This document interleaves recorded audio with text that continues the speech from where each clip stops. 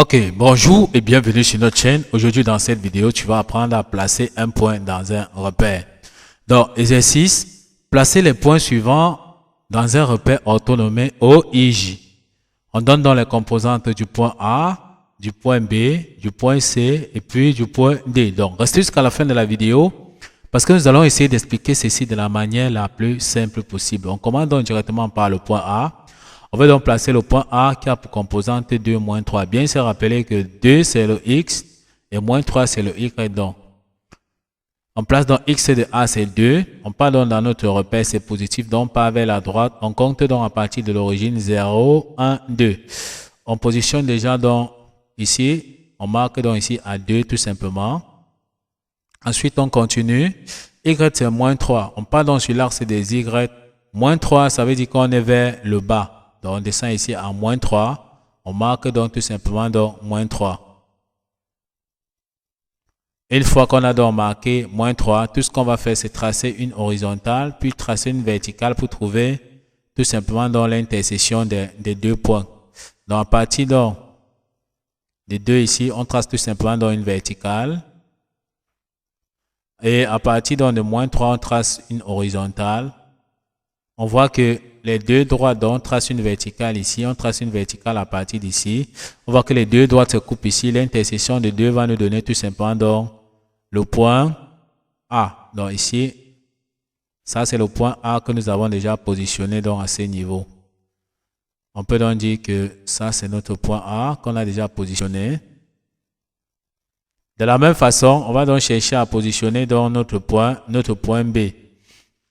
Notre point B, son X c'est 3, c'est positif. On part donc sur l'axe des X, on va compter donc 3, on aura 0, 1, 2, 3. On marque également donc ce point. Ensuite, une fois qu'on a marqué le X, le Y c'est 2. 2 c'est positif, ça veut dire que c'est vers le haut sur l'axe des Y, donc on aura 0, 1, 2. Donc 2 c'est ici. On marque encore le point. Tout ce qu'on aura à faire, on trace encore tout à l'heure.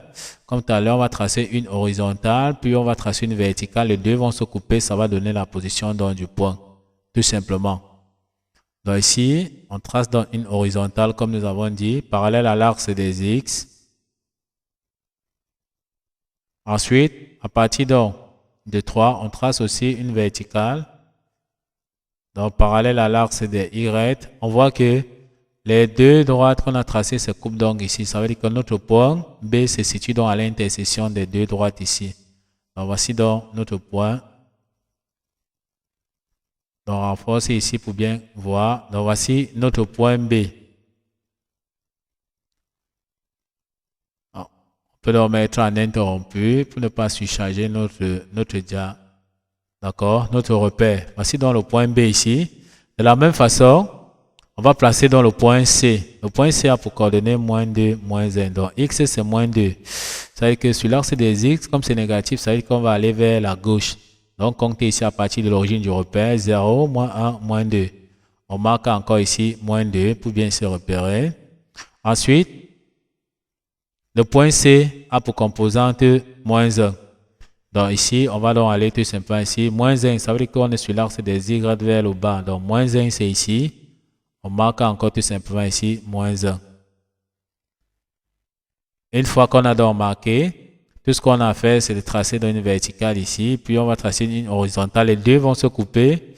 Et les deux droites vont se couper. Ça va nous donner tout simplement dans la position du point C. Donc à partir des deux, on trace tout simplement dans une verticale parallèle. On trace une verticale parallèle à l'axe des Y. À partir de moins 1, on trace une horizontale comme nous avons dit. Parallèle donc à l'axe des X. Ok, on peut voir que les deux droites se coupent donc ici. L'intersection des deux nous donne tout simplement dans la position du point C.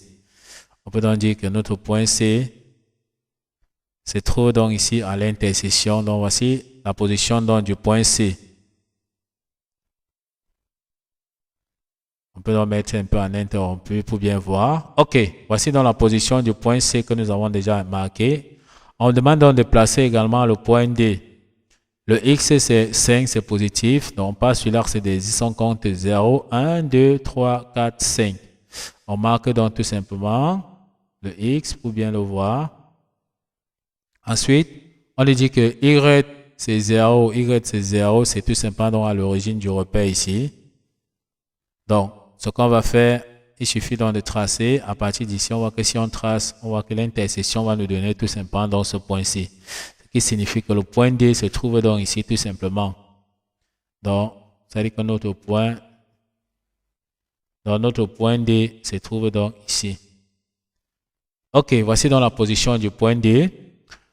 Nous sommes donc arrivés au terme de cette vidéo. Ne manquez pas de vous abonner à la chaîne, de liker la vidéo, de partager la vidéo aux proches amis et d'activer donc la cloche de notification pour ne plus manquer nos prochaines vidéos. Sur ce, à bientôt.